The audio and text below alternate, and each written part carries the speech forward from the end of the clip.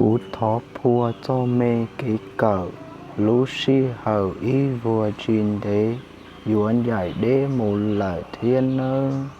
Lũ sông cờ tứ mua sau chê, chúa trình đế bế dúa xin giải. Giao chỉ hài lũ xía danh bao, cú mua sau và ra lũ chia. Thọ trạc khía trâu nê tàu nó, hòn giòn gió si hợi giá ta. Hai chúa đa nó món ruột khía, lòi dù xía thảo bế trịnh cỡ.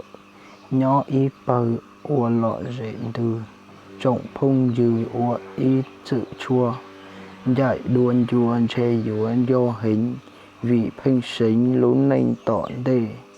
Vị nhỏ đê y lệnh y khó, si phái lò y lệnh thát chồng, giọt sắp lờ lũ nênh ua kê. Dò mua sông chê duôn đế hình, duôn chỉ sinh. Dò lũ si hở, duôn cha tự cho lũ chơi nhung. Cỡ chi dùng tự thâu một lợi ua chỉ tự ý dạ đa chi ua muôn ghi trong nê xua ba lò thó dạ lũ chỉ thiên nơ nhưng chỉ chơi thia ua chỉ tàu chỉ xóm bao tìa dầu vị co cho khá lo tìa ua lý cú bế mông tu danh rộng ý dạ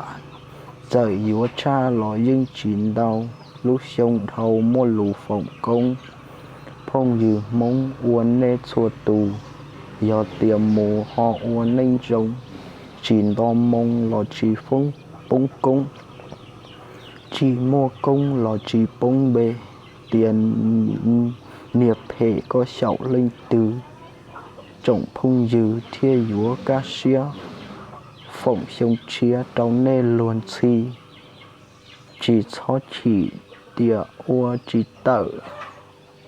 vì cái cỡ chỉ do ua xì chỉ cho chỉ tìa ua chỉ tợ vì cái cỡ chỉ do ua xì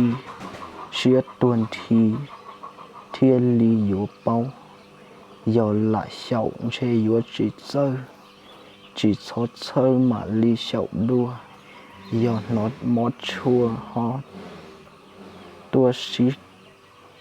trái cú cái xí lưu đợi sợ cái phong dư chỉ mua tùy vô lò chạy tàu thọ ra trầu ít trọng tú cỡ lũ xì hở tự hầu mũ đua thia mua sầu lọ ua chơi chua ra lũ chua sáu giò lên no nên nó ho chỉ cho thủa sáu bể lúa chỉ cần đã cá khó xiết cha thia sau chế chia ba xiết chia mà xin chỉ đùa thón dạy nên lợi cho không dư mót chua sau ly nó xưa